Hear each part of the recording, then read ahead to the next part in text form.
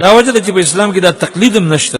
سنگرونو تزو په خندا او مستی د دین لار کې تل ورکو قرباني تل ګرځي کو آزاد او حس کې شملي نظرانه مسرونه دل خپلواکي سنگرونو تزو په خندا او مستی. الحمد لله وحده والصلاة والسلام على من لا نبي بعد. د اهل سنت والجماعت د عقیدې سره تعلق لرونکو غیرتمند مسلمانانو ورونو په نن درس کې به د زیدی شیعه وکټوریا او انګریزي اهل حدیث نیاز محمد کونړي عرف امین الله پېښوري درې شیطانی وسوسو ته غاښ ماتونکي جواب ذکر کوم. اوله شیطانی وسوسه دا ذکر کړې ده چې په اسلام کې تقلید نشته. د اوله جمله ده او دویمه جمله ده چې تقلید ناروا ده او ځکه ناروا ده چې مقلد په عملونو کې د الله او د الله د رسول نه متاثر نه. د دویمه جمله ده. او دریمه جمله خلاصه ده نیاز محمد کونړي وکټوري اهل حدیث ده چې د تقلید او د اتباع په مابین کې فرق کړی دی. وای تقلید دی ته وای د تقلید خلاصه ده چې مقلد وای چې زه د الله او د رسول خبره منم په دې شرط چې ابو حنیفه ویلی وي یا بل کوم مجتهد ویلی وي. او اتباع دی ته وای اتباع دی ته وای یعنی اهل حدیث توب دی وای دی ته وای چې زه د الله او د رسول خبره بلا شرط منم. د الله پاک په توفیق د درې واړو خبرو ته علي ترتیب زغه خماتون کې جوابونه ذکر کوم. دا درې خبرې د په وخت کې انګريزانو پوکړې دي. دا درې واړه جملې په خیر القرون کې نه وي. دا درې واړه جملې د قرآن کې نشته، حدیث کې نشته، د صحابه په آثارو کې نشته. هندستان باندې د انګريزانو د دورې نه مخکې دا درې جملې کوم مسلمان نه دی ویلي. د انګريزانو د په وخت کې پوکړې دي. او زه اوس دې ته حیرانم چې دا نیاز محمد کونړي وکټوري اهل حدیث اسلام څه ته وایي او تقلید څه ته وایي. د اسلام هغه څه ته وایي چې انګريزان د په غوږ کې پوکي او تقلید هم د په نيز هغه شی دی کوم شی چې د په غوږ کې انګريزانو پوکړی دی. ګوري ورونو زبا د دې اوله جملې په جواب کې اوله جمله دا ویل ده چې په اسلام کې تقلید نشته. د دې په جواب کې بد الله پاک په توفیق ز څلور خبر استاسو په خدمت کې عرض کوم.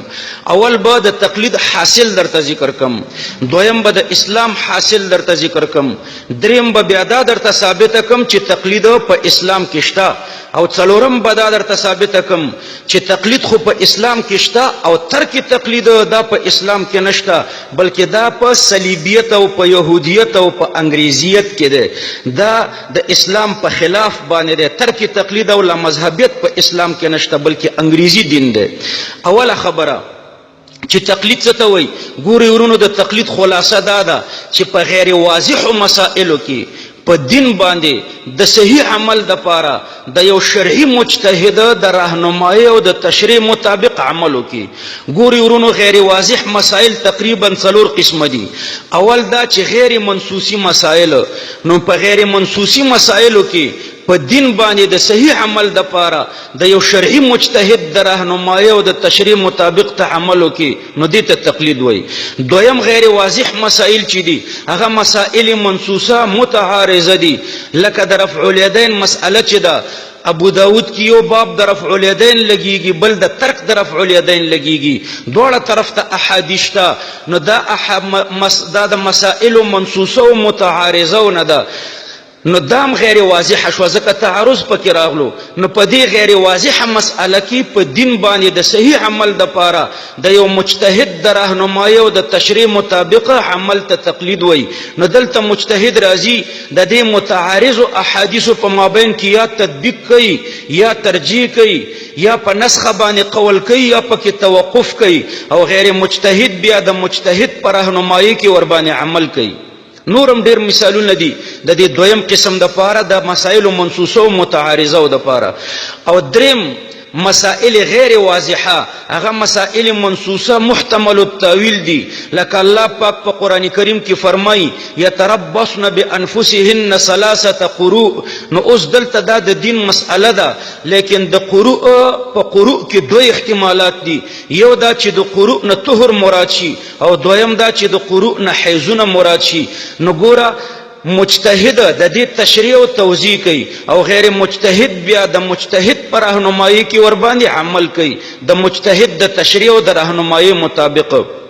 او څلورم مسائل منصوصه غیر متعارضه غیر محتمل التاویل لیکن غیر مبینه الحکم چې حکم نه ذکر شوی په نص کې حکم نه راغله لکه الله پاک فرمای اقیموا الصلاه دا مسأله منصوصه ده غیر متعارضه ده غیر محتمل التاویل ده البته دومره ده چې حکم قرآن کې نه راغله الله پاک صرف دومره ویلي دي چې اقیموا الصلاه سم ادا کوي مونږ نو اوس دلته مجتهد د دلیل قوت او ضعف ته ګوري او دلته ورته حکم لګی چې مونږ فرض ده نو هغه په دې پوهیږي چې دلیل په څلور قسمه ده یو هغه دلیل ده چې قطعی او ثبوت او قطعی الدلالتی نو الته په جانب د امر کې فرضیت راځي او په جانب د نهي کې حرمت راځي دویم هغه ده چې ظنی ثبوت او ظنی الدلالتی نو دلته په جانب د امر کې استحباب او سنتیت راځي او په جانب د نهي کې کراهت تنزیهی راځي دریم هغه دلیل ده چې قطعی ثبوت او ظنی الدلالتی یا ظنی ثبوت او قطعی الدلالتی نو الته په جانب د امر کې وجوب راځي او په جانب د نهي کې کراهت تحریمی راځي بهر تقدیر د دلیل قوت ته مجتهد ګوري او داغه مطابق حکم لګي او غیر مجتهد د مجتهد د تشریع او د راهنمایي مطابق ور باندې عمل کوي نو دغه ته وایي تقلید. په واضح مسائل کې تقلید نشته واضح مسائل لکه د عقاید او یا لکه مسائل منصوصه غیر متعارضه غیر محتمل التاویل او مبینه الحکم لکه کتب علیکم الصیام نو دا خو واضح مسائل دي په دې کې نه اجتهاد شته او نه تقلید شته نو په کوم ځای کې په غیر واضح مسائلو کې اجتهاد وي او تقلید بیا فرع د اجتهاد د اجتهاد چې راغلو نو تقلید هم پکې راغلو او په واضح مسائلو کې یعنی غیر اجتهادي مسائلو کې نو چې واضح وي اجتهادي نه الته اجتهاد نشته نو چې اجتهاد نه تقلید بنئ تقلید خو په اجتهادي مسائلو کې کیږي. نو دا مې د تقلید تعریف درته ذکر کړو او د اسلام حقیقت علما په علمی انداز باندې بیانوي خو زه به د عوام ورونو د سهولت دپاره د هغې علماو د تعریفاتو خلاصه درته ذکر کم. ګوري ورونو اسلام کم شی چې په قرآن کې وي هغه به په اسلام کې وي کم شی چې په سنت کې وي هغه به په اسلام کې وي کوم عمل چې صحابو کړی دی هغه به په اسلام کې وي کوم عمل چې په اجماع کې وي هغه به په اسلام کې وي او کوم عمل چې په قیاس کې وي هغه به په اسلام کې وي. نو اسلام د دې ادله اربعو نه ثابت شده مسائل ته وایي د قرآن نه ثابت شده مسائل ته اسلام وایي د سنت نه ثابت شده مسائل ته اسلام وایي عمل د صحابه سنت ده د عمل د صحابه نه ثابت شده مسائل ته اسلام وایي د اجماع نه ثابت شده مسائل ته اسلام وایي او د قیاس نه ثابت شده مسائل ته اسلام وایي. نو کوم شی چې په قرآن کې وي هغه به په اسلام کې وي کوم شی چې په سنت کې وي هغه به په اسلام کې وي کوم عمل چې صحابه کړی وي هغه به په اسلام کې وي او کوم عمل چې په اجماع کې وي هغه به په اسلام کې وي. دا دویمه خبره تقلید او اسلام می تاسو ته واضح کړو.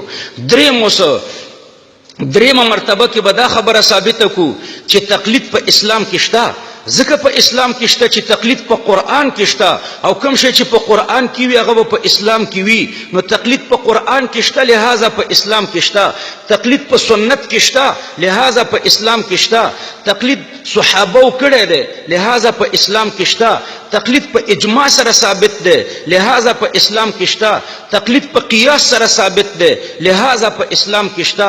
زب په ډیر اختصار د الله پاک په توفیق درې دلایل د قرآن نه ذکر کړم درې به د سنت نه ذکر کړم درې به د عمل د صحابه نه ذکر کړم او یو درې به د اجماع نه ذکر کړم. ما سره دلایل غیر متناهی دي خو د دې لپاره چې خبره اوږده نشي مختصر درې دلایل به د الله پاک په توفیق باندې زه ستاسو په خدمت کې عرض کم.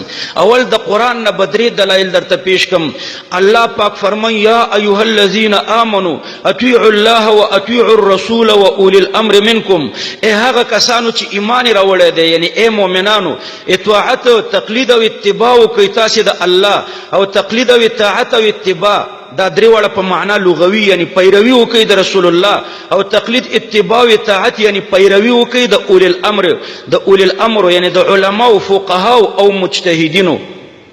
نو ګوره و اولی الامر منکم الله پاک اولی الامر ذکر کړی دی او د اولی الامر معنا حضرت عبدالله ابن عباس په فقهاو په مجتهدینو کړی ده حضرت جابر رضی الله عنه د دې معنا په فقهاو په مجتهدینو باندې کړی ده وګوره مستدرک جل اول صفحه 123 نو د مجتهد د پیروي حکم الله پاک کړی دی او مطالبه د دلیل نه د ذکر کړي نو ګوره په دې آیات کریمه کې د تقلید د وجوب ذکر دی ځکه چې په دې آیات کې الله د اطاعت ذکر دی د الله د پیروي ذکر دی د رسول الله د پیروي ذکر دی او د اولی الامر د پیروي ذکر دی دا دریمه پیروي دا شرعي او اصطلاحي تقلید دی د اولو الامر د اطاعت دلته مطالبه د دلیل ورسره الله پاک نه د ذکر کړي نو دې ته وایي تقلید دا اول دلیل د دې مکمله تشریح زموږ په نورو درسونو کې شته دویم دلیل د تقلید د وجوب د پاره الله پاک فرمایي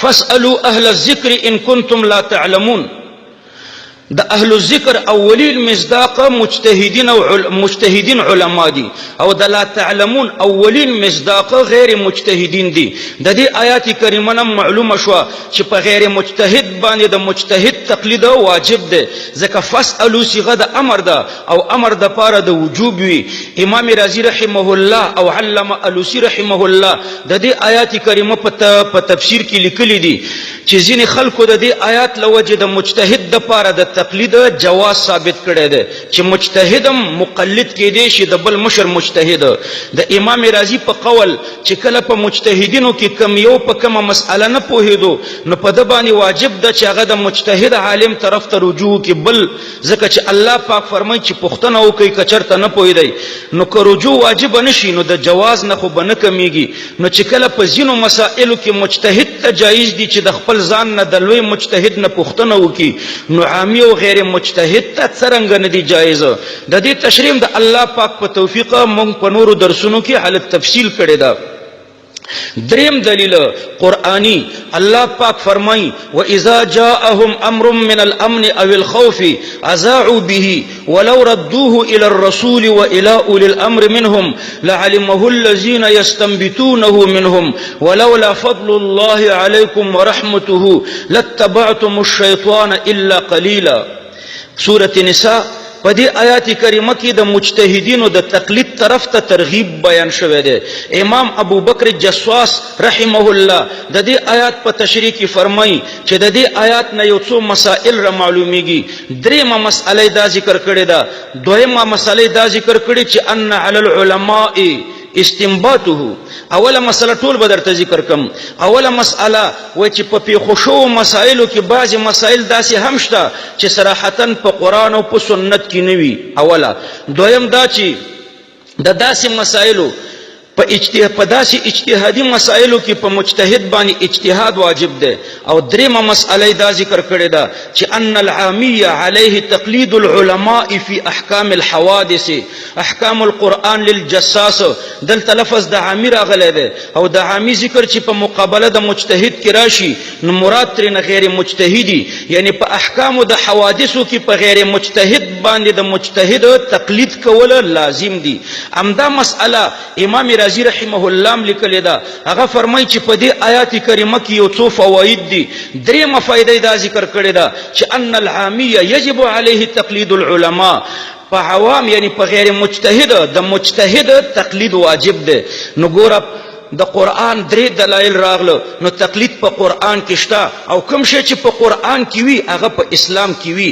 نو په اسلام کې شته البته په انګریزیت او په وکټوریت کې نشته لدې وجه نه د امین الله په نیز باندې اسلام وکټوریت او انګریزیت ته وي نو ټیک د په انګریزیت او په وکټوریت کې بنئ لیکن په اسلام کې شته ځکه چې په قرآن کې شته یو درې دلایل به د الله پاک په توفیق د پیغمبر علیه الصلاۃ والسلام د ذخیره د احادیثو نه درته پیش کوم اوله د حضرت عرباز ابن ساریه رضی الله عنه حدیث ته هغه فرمایي لوی حدیث ته چې څوک ستاسو نه په تاسو کې ژوندې پاتې شي پیغمبر علیه السلام فرمایي چې په تاسو کې چې څوک ژوندې پاتې شو نو سخت اختلافات به وویني او د دې اختلاف او خاتمه به په څه کېږي نو پیغمبر علیه السلام وفرمایل علیکم بسنتي وسنة الخلفاء الراشدین المهدیین من بعدي عدوا علیها بالنواجذ وإياكم ومحدثات محدثات الامور فان كل بدعه ضلاله.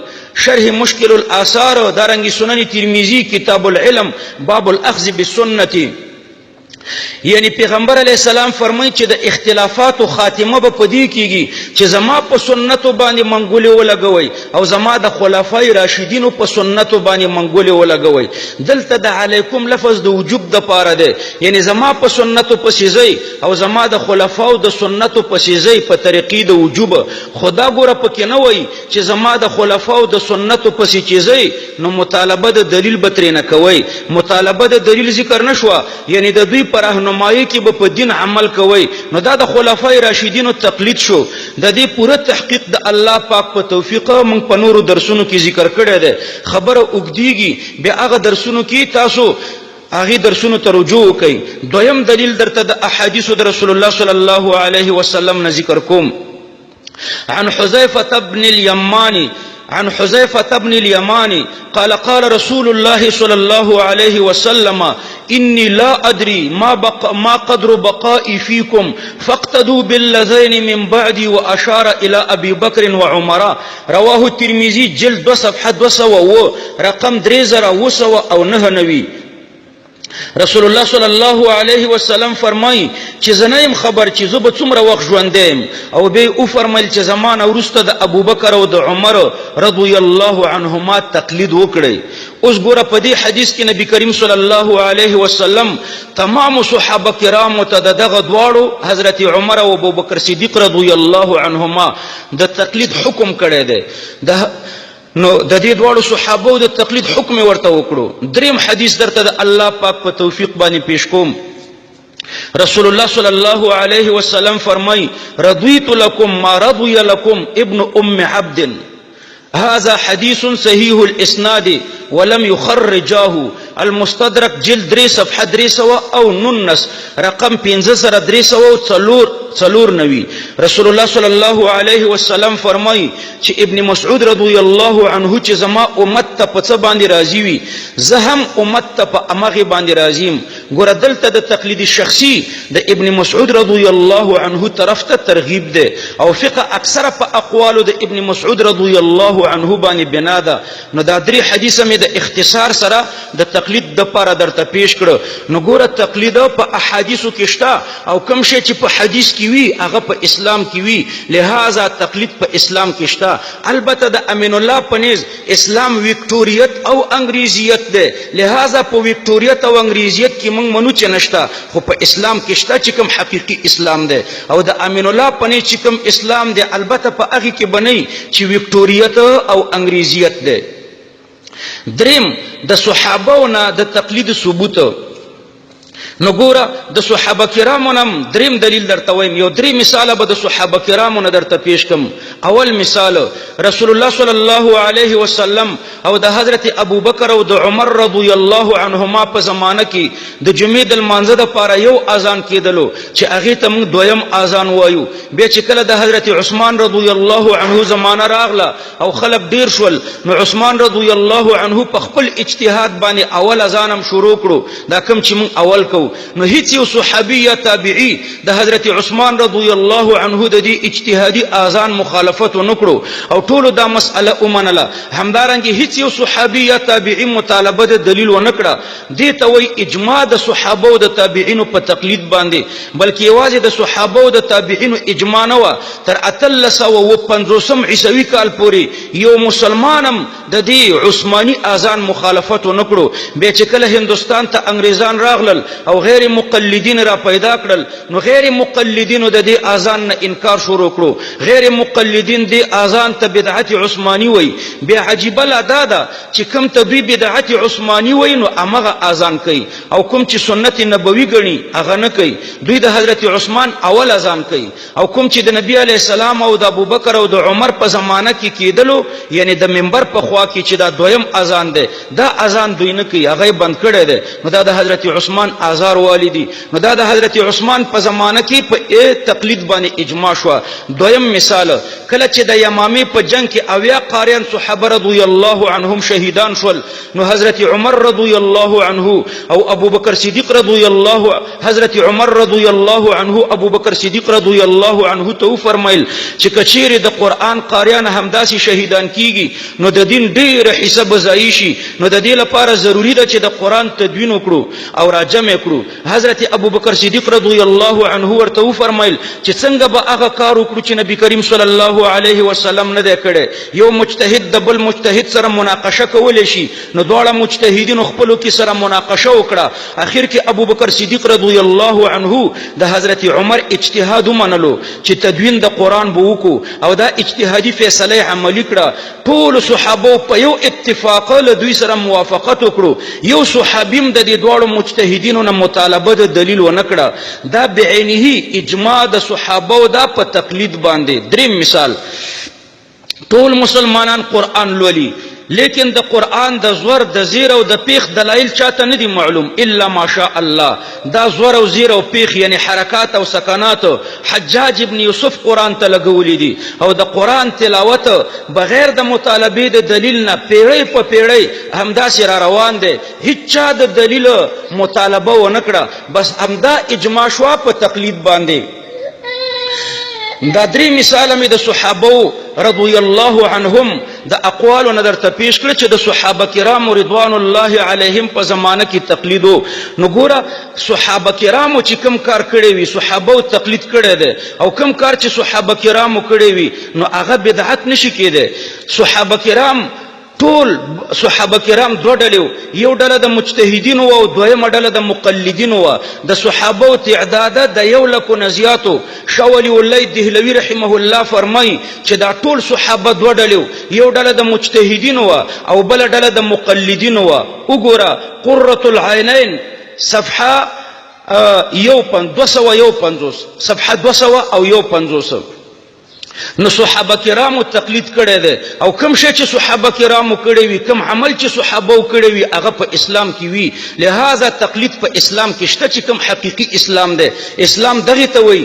دریم نمبر کې چې کوم عمل صحابه کړی وي هغه په اسلام کې وي. البته انګریزي اسلام کې نشته کوم چې امین الله ورته اسلام وایي، او وکټوري اسلام کې نشته کوم ته چې ملکه وکټوریا او کوم ته چې ټرمپ او بوش او اوباما اسلام وایي. البته په دې اسلام کې بنئ امین الله ټرمپ اوباما او بوش ملکه وکټوریا او انګریزان چې کوم ته اسلام وایي په هغې کې بنئ، خو چې کوم حقیقي اسلام دی هغې کې شته. او څلورم کوم شی چې په اجماع کې وي ګوره هغه په اسلام کې وي. د قرآن نه مې 3 دلایل درته پیش کړو، د احادیثو نه مې 3 دلایل درته پیش کړو، د صحابو نه مې 3 دلایل درته پیش کړو، تقریبا 4 مې د صحابو نه درته پیش کړو، او اجماعي اقوال بم د الله پاک په توفیق باندې یو 3 درته ذکر کم. مشهور مؤرخ علامه عبد الرحمن ابن محمد المغربي رحمه الله المتوفى 808 هجري اغلی کی چې وقف التقليد في الامصار عند هؤلاء الاربعه ودرس المقلدون لمن سواهم وسد الناس باب الخلاف وطرقه. یعنی په ټولو خارونو کې په دې 4 امامانو باندې تقلید بند شو، یعنی د ټولو خارونو خلق د دې 4 مذهبونو په تقلید باندې پابند شو او خلکو د اختلاف دروازه بند کړه، ځکه چې د علومو اصطلاحات ډیریدونکي دي او د اجتهاد د رتبې پورې د خلکو رسیدل سخت دي. او همدارنګه د دې خبرې ویره هم وه چې اجتهاد به د نااهلو خلکو په قبضه کې ولویږي او داسې خلک به پکې مصروف شي د کومو پرای او په دین باندې به چې د خلکو اعتماد نه. لدې عمل علماو د مطلق اجتهاد نه د عاجز کېدو اعلان وکړو او خلک د دغه 4 امامانو تقلید کولو ته متوجه کړل، او لدین خلق منع کړل چې کله د یو امام او کله د بل امام تقلید وکړي، ځکه چې دا کار په دین باندې لوبي کول دي. الی ان قال ولم يبق الا نقل مذاهبهم، مقدمه د ابن خلدون صفحه 348. نو په په دې اجماع ده چې د دې څلورو امامانو تقلید بکیږي او د دې څلورو امامانو د تقلید مخالفت چې ده دا گمراهی بدعت ده. حضرت شاه ولی الله دهلوی رحمه الله دویم قول په عقد الجد کې لیکي چې ان الامه اجتمعت على ان يعتمدوا على السلف في معرفه الشريعه، یعنی د ټول امت په دې اجماع ده چې د شریعت په فهم کې به په اسلاف باندې اعتماد کوي. دریم قول به د علامه ابن القیم رحمه الله درته ذکر کم.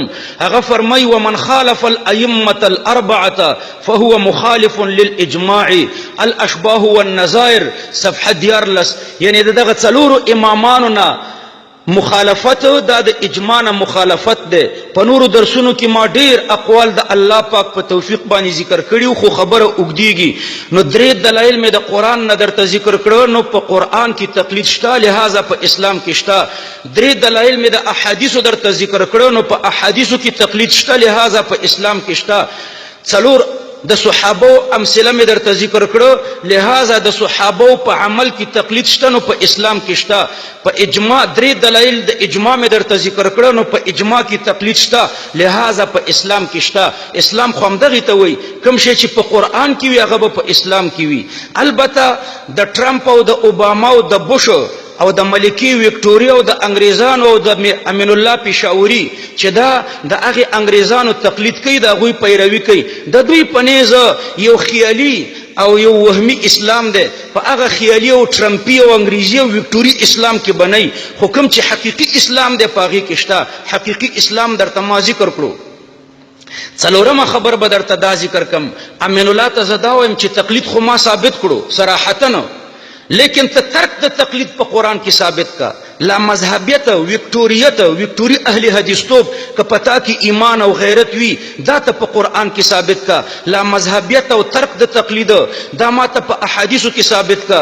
لا مذهبیت او وکټوري اهل حدیث توب دا ما ته صراحتا د صحابو نه ثابت کا.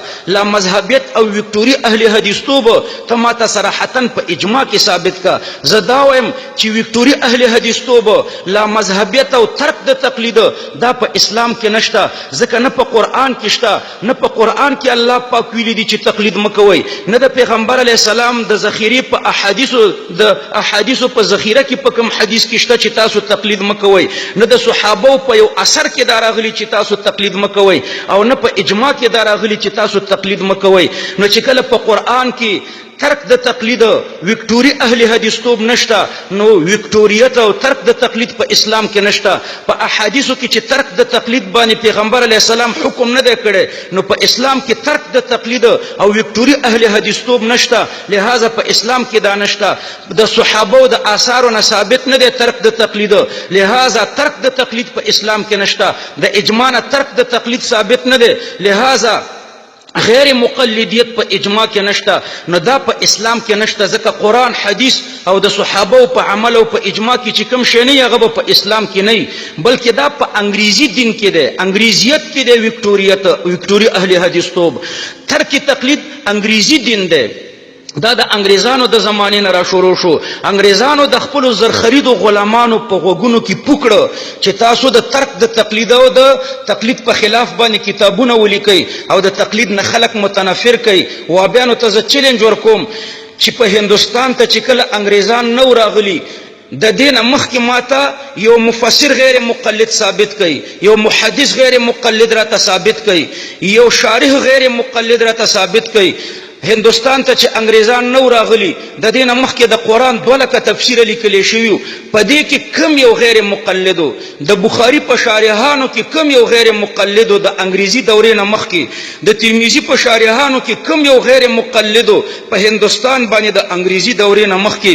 نو معلومیږي دا چې ترک د تقلید تاسو ته انګریزانو په غوږونو کې پوکړی دی. د انګریزانو د دورې نه مخکې یو غیر مقلد مصنف د اسلام په تاریخ کې نشته. طبقات د غیر مقلدینو د اسلام په تاریخ کې نشته. د اهل حدیثو په نوم یو مسجد د اسلام په تاریخ کې نه دی تیر شوی. د وکټوري اهل حدیثو په نوم یو مدرسه د اسلام په تاریخ کې نه ده تیره شوې، او یو جماعت نه دی تیر شوی. نو دا انګریزي دین کې به ټیک ده نه، موږ دا منو، خو اسلامي او حقیقي اسلام کې شته. او د ټرمپ چې کوم د اسلام نه کوم تعبیر کوي، اوباما او بوش او انګریزان او وکټوریان د اسلام نه کم تعبیر کوي ټیک د پاغي کې بنئ او هغه تعبیر امین الله منلی دی. دویمه خبره امین الله دا کړې ده د نارواوالي د تقلید د پاره وجه ذکر کړې ده.